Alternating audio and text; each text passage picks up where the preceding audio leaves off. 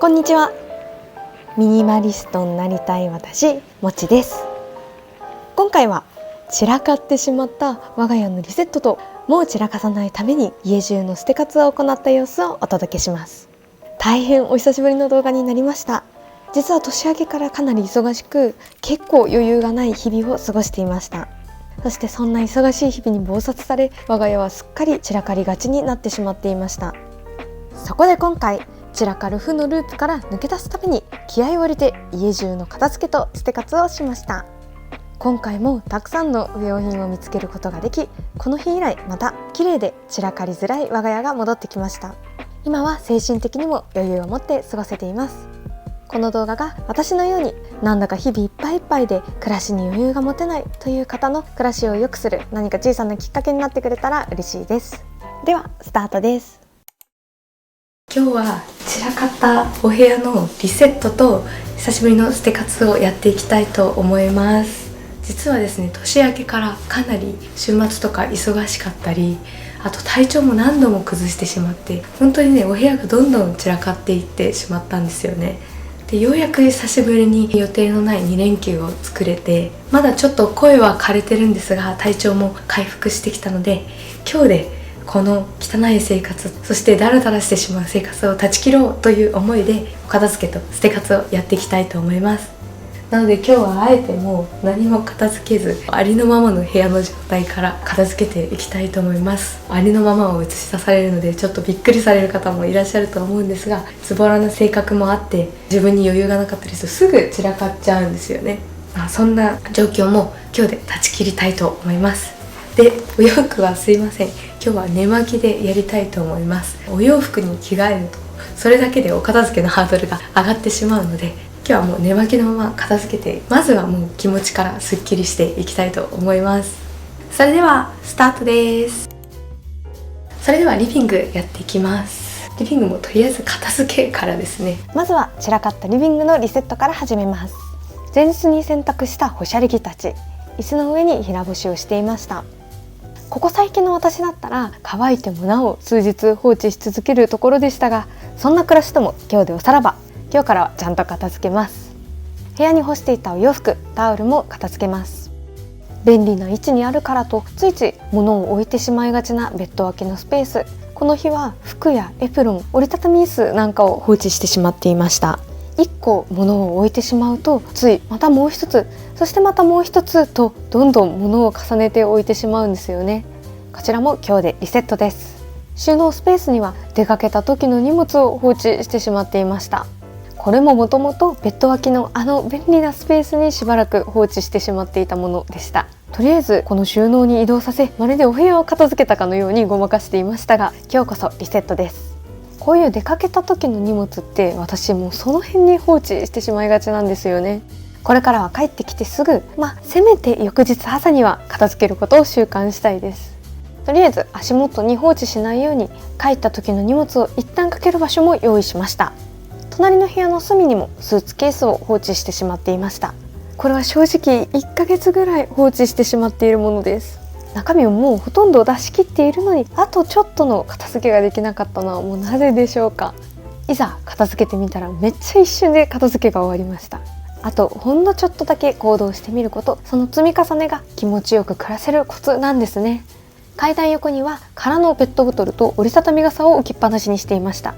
私の住む地域はペットボトルの回収が月に一度しかないので、タイミングを逃すとこうなってしまいがち。ここにはもう基本物は置いておきたくないので、近くのスーパーの回収に今日持っていきたいと思います。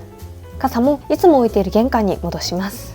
通るたびに物が置いてある状況を見てテンションが下がっていましたが、綺麗な状態になるだけでなんだか嬉しいですね。続いてはこちらの椅子。床への傷防止のために巻きつけていた滑り止めのクッションシートが剥がれてきてしまっていました。どうするか考えるのが面倒でずっと放置してしまって、ゴミが溜まりやすい状態になっていました。重い腰を上げて調べてみたら、こちらのパイプ椅子用の保護キャップがこのキャンピングチェアにぴったりなサイズと聞いたので購入して交換してみました。結構丈夫ながらもソフトで角が全て丸く処理されているので、安定性がありながら床への傷も防いでくれそうです。椅子の滑りも良くなりました。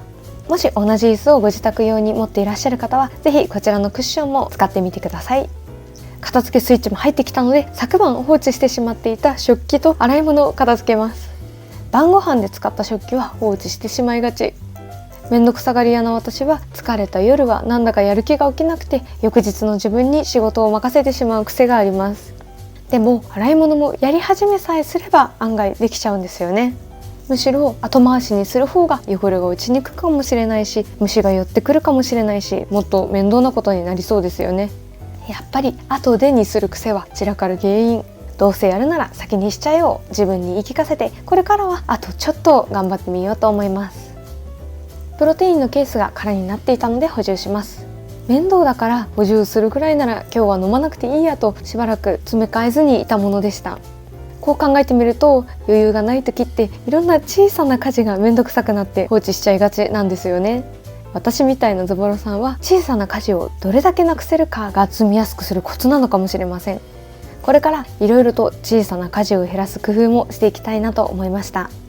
缶ゴミになる瓶の蓋、月1の回収日を逃してしまい、ずっとキッチンに置いてしまっていました。次のゴミ収集はなんと4週間後。このままだと本当に忘れてしまいそうなので、他の資源ゴミとまとめて玄関に置いていくことにします。キッチンカウンターに放置していた紅茶のパックもちゃんと所定の場所に戻します。一つ置いたらまた一つ置いてしまいがちなこのスペース、これからは物を置きっぱなしにしないようしたいと思います。床に放置していた段ボール、こちらも月一度のゴミ出しを逃し、ずっと放置してしまっていました。今日スーパーの回収に持っていくことにします。一通りお家の片付けが終わったので、ここからは家中の捨て活に取り掛かります。まずはキッチンの棚から賞味期限切れのシーズニングが出てきました。もともといただき物だったのですが、普段使わないものだったのですっかり使うのを忘れてしまっていました。一人暮らしで誰かに食べてもらうわけでもないし、まあ賞味期限切れでも大丈夫だろうということで、今日使い切ってしまいたいと思います。忘れないようにしまわずキッチンの上に置いておきます。消耗品を入れている収納棚もちょっと散らかっているので整理します。物を増やさないためにもあえて収納箱を使わずにしまっていたのですが、だからこそちょっと荒れやすいのがプチ悩みです。何か工夫がいるのかもしれません。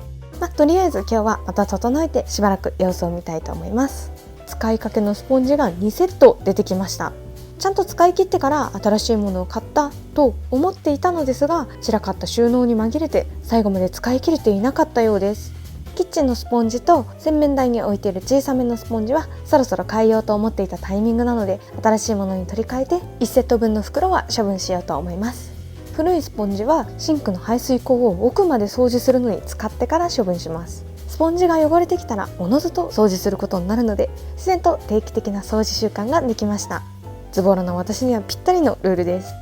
ということでキッチンからはこれだけの不要品が見つかりました。数年前の捨て活と比べ手放すものの量が確実に減っていて、自分の成長を感じます。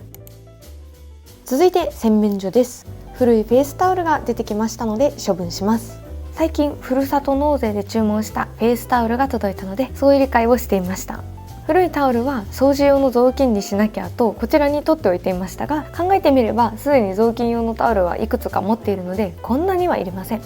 2枚ほどは雑巾にし、残りは処分しようと思います。タオルってまだまだ使えるしもったいないと思ってしまい、一人暮らしを始めてからかれこれもほぼ買い替えていなかったんですが、ふるさと納税でお得にふかふかなタオルに入れ替えができてよかったです。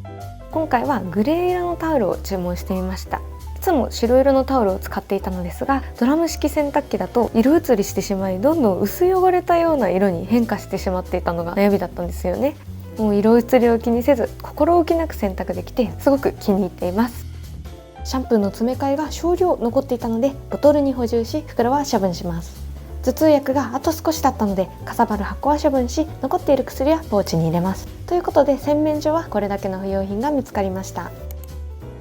続いてはリビングの収納を見ていきます。引っ越した際に購入した水回り用の撥水スプレー、一向に減らなくて実は困っているアイテムです。塗布すると汚れ防止に効果的だそうですが、塗る前の入念な掃除と拭き取りが必要だったり、ちょっと手間が多くてなかなか使いこなせずにいました。これがなくてもこまめな小掃除で水回りの綺麗さを維持できているので、私にとっては出番がなかったんですよね。一方で買ったことへの責任もすごく感じているので、これは使い切ってから捨てようと思います。ただこのアイテム、捨て活をするたびに思い出したように使ってみて、また存在を忘れるということを繰り返してしまっているので、ちょっと面倒ですが、使い切るまでは週に1度のお掃除ルーティンとして組み込んでみます。続いては文具や書類、本を置いている棚です。ここが最近結構ごちゃごちゃしていて気になっていたスペースでした。棚に置いていた雑誌2冊を手放します。実は先ほどスーツケースに入っていた雑誌3冊も処分することにしていたので、この日は合計5冊の雑誌を手放しました。というのもここ半年ほど趣味、興味が高じてイメージコンサルタントの養成学校に通っていまして、雑誌はその時必要なアイテムだったので購入していました。もう使わないので処分します。こちらの配色カードも学校で使っていたものなのですが、もう不要なので処分します。プリント類も処分し、教科書だけは残そうと思います。こう振り返ると、仕事しながらよく一生懸命学校に通ったなぁと我ながら思いますね。今後についてコンサルタントとしての活動はしないつもりなのですが、大人になってからの勉強って本当に面白いなと感じました。会社生活だけでは知り合えなかった方々と出会い、いろんな生き方を知れたのも大きな学びでした。これからも興味を持ったことを学んだり体験したりする人生でありたいなと強く感じました。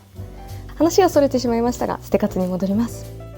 空のマスク袋を気づかず放置してしまっていたので処分します。こちらはもうかれこれ5年以上前にクレジットカードのポイントで引き換えた商品券。ずっとこちらにしまい込んでいましたが、ただ保管していてもしょうがないので早く使い切りたいと思います。でも大抵ネットで買い物してしまうし、そもそもあまり買い物すらしないようにしているので、使いどころがなく結構困っているんですよね。使える場面に遭遇した時のためにお財布に数枚入れておこうと思います。買ってからかれこれ3年以上は経ってしまっていたフリクションペンの返信。最近勉強時間が多かったため、ついに詰め替える時が来ました。2本詰め替えたので交換したこちらは処分します。詰め替え芯は残り5本。もうあと何年かかるか分かりませんが、買ってしまった責任を果たすためにもこちらは使い切るその日が来るまで引き続き保管していくことにします。でもこういう些細なストックが積み重なって部屋をごちゃごちゃさせるし、お金の無駄遣いになってしまっているんですよね。これからは不要なストックはせず、なくなったら買う暮らしを徹底したいと思います。年金の追納関係の書類です。学生時代に1年だけ納付特例制度を利用していたことをつい最近通知で気づきまして、慌てて追納の準備をしていました。でも書類作業ってわからないことだらけだし面倒だし、余裕のない私は途中で力尽き、何ヶ月もこちらに放置してしまっていました。この後すぐ書類の準備をしたいと思います。必ず作業するため、この棚にしまい込むのではなく机に置いておくことにします。ポーチにはもう使わない書類を溜め込んでしまっていました。処分します。こちらは昨年夏から始めたローリングストックコーナー。メインは災害のために準備していたものでしたが、体調が悪かった期間に本当に助けられました。備えていた過去の自分に感謝です。おかげでストックも少なくなってきたので、そろそろ買い足そうと思います。ということで、リビングの収納スペースからはこれだけの不要品が出てきました。続いてはドレッサースペースです。実はここ最近一番物が増えてしまった場所なんです。まずは古いスマートフォン。前回の捨て活で手放すことに決めたものの、売る作業が正直億劫で放置してしまっていたものでした。手放すと決めても、いざ処分するハードルって高いですよね。過去の私も捨てる方がむしろ面倒だからと、いらないものに目を背けていつまでも大事に取っておいたんだと思います。そう考えると、今わざわざ手放す行動をしようとしている、もうそれだけですごいことです。そんな自分を褒めてあげて、余裕ができた今、売る作業に手をつけようと思います。そしてこちらに置いているのは、実は最近追加したコスメボックス。今までコスメは小さなこちらのコスメボックスに収まる数しか持たないようにしていましたが、イメージコンサルタントの学校でメイクの勉強もあったので、課題や練習のためにいろいろとコスメを買い足していました。最低限のコスメに厳選していた中、買い足すのは初めはすごく抵抗があったのですが、せっかくの勉強の機会なんだからミニマリストを言い訳にせず、一通りアイテムを揃えてみよう。そしてせっかくなら自分に合うものは何か研究してみようと思い、これでもいろいろと厳選をしてコスメを買い足しました。たくさんのコスメを使ってみて、メイクで雰囲気を変える楽しさも、細部に時間をかけて綺麗に仕上げる幸福感も体験できました。けれど一方で、もっと自分に合うものがあるんじゃないか、これも試してみたいと物欲が止められなくなってもいました。コスメを買うためにお金も時間もたくさん費やしました。その上、コスメを増やした今の方がまだ持っていないコスメに目移りしてしまい、手持ちのコスメに全然満足できていないように思います。少ないコスメに厳選し、このコスメだけで十分と思っていた時の方が私の心はずっと幸せだったことに気づきました。ということで、残る学校の課題が終わったら使えるものは使い切り、お譲りできるものはお譲りしながら、また最低限まで厳選したいと考えています。ということで、今回コスメの捨て活は一旦保留にします。今回はダイソーで買ったメイクブラシクリーナーを処分します。最近メイクブラシを使うようになりまして、初めてなのでブラシクリーナーはとりあえずダイソーで買ってみました。よく落ちるのですが、洗浄液を洗い流す工程がズボラな私には手間で、あまり使う気にならず処分することにしました。代わりに拭き取りタイプのコージーブラシドライクリーナーを購入しました。こちらは水洗い不要でスプレーして拭き取るだけ、すぐに乾くのでお手入れが本当に楽ちんです。香りが少し強めなので苦手な方はいるかもしれませんが、すごくおすすめのアイテムでした。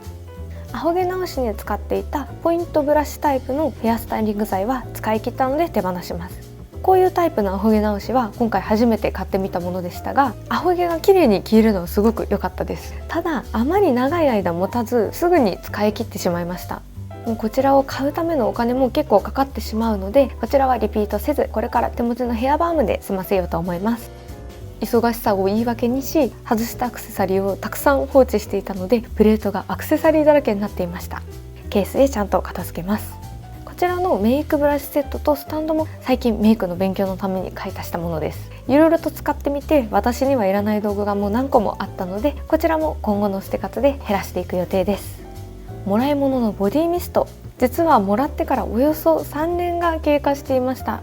香りがとっても好みで本当にお気に入りだったんですが、ズボラな私は忙しい朝にボディミストを振りかける習慣をどうしても作れず、ほとんど使えずにいました。メーカーホームページによると、開封後半年以内を目安にできるだけ早くご使用くださいとのことでした。くれた方には本当に申し訳ないですが、衛生面を考え手放すことにします。大切にしていても結局使わないことが一番もったいなかったですね。これからはもらったもの、お気に入りのものこそ一生懸命使うよう心がけようと思いました。ブランドカバンを売った時の買取書をこんなところに置きっぱなしにしていました。買取価格が安くて悲しかった思い出とともに処分します。昨年の夏に買った日焼け止めです。冬もしも使いたい時に備えて小さなボトルに詰めて少量だけ取っておいたのですが、結局使わなかったので処分します。この春夏用には新しいものを買おうと思っています。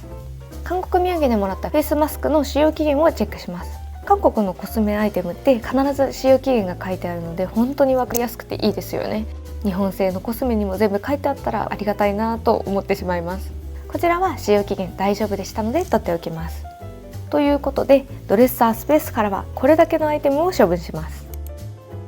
続いてはクローゼットです。今日はお洋服は除いて捨て方をします。まずはクローゼットに置きっぱなしにしていた古いパソコンの充電器と読まなくなった本。前回の捨て方で処分することに決め、フリマサイトで売って手放そうとしていたものでした。けれど後回しになってずっと放置してしまっていました。誰かに譲るのはいい手放し方のようで、その分手間がかかって結局家から物は消えなかったりするんですよね。今回は自分に期限を決めて、もしあと1ヶ月以内に手放せなかったらゴミとして処分することにしました。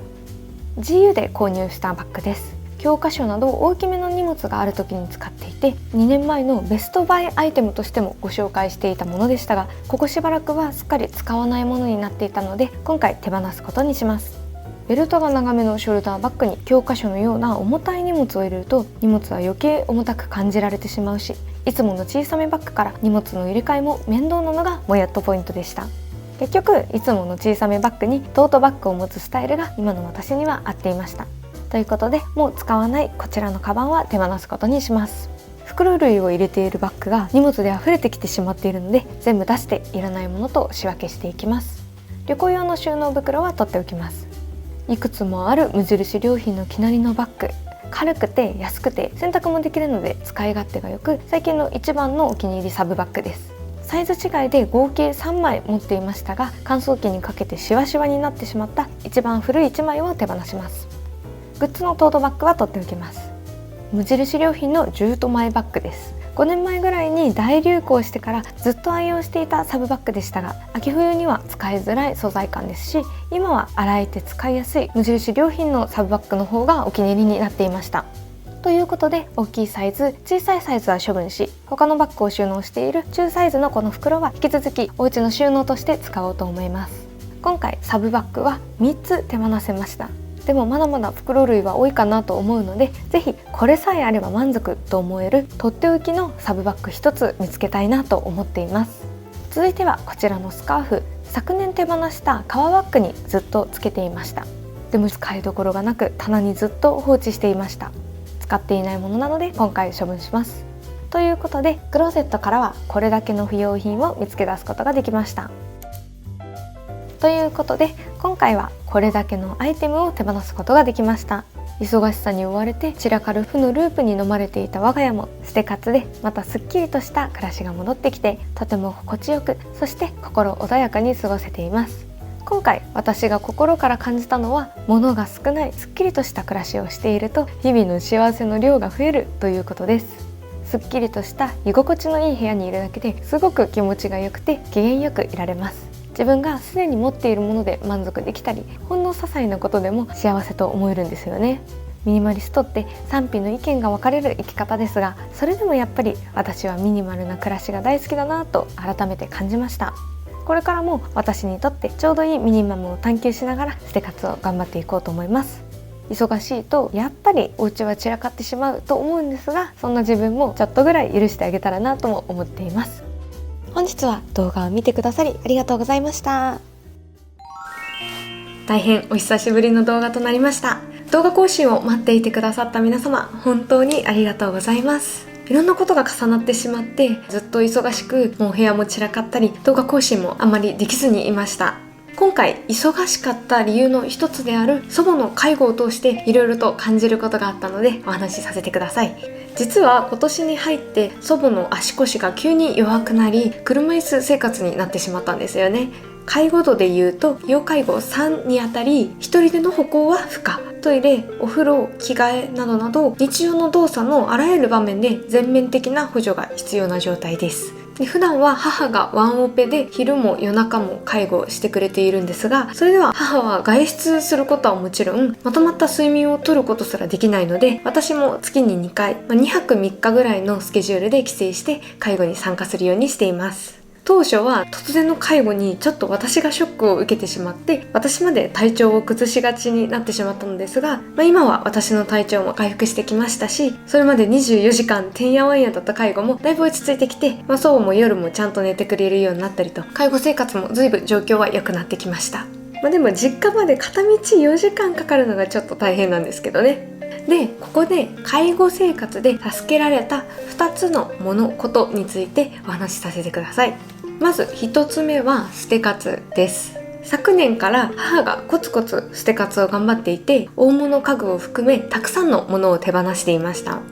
不要品を処分しておいたおかげで本当に突然に始まった介護生活でしたが、車椅子生活をするのに十分な動作スペースも確保できていましたし、介護ベッドやポータブルトイレの設置もすぐ行うことができました。また物が少ないおかげでロボット掃除機も導入することができ、ただでさえ介護で忙しい日々から家事の負担を少し減らすことができて、捨て活をコツコツ進めといて本当に良かったなと感じました。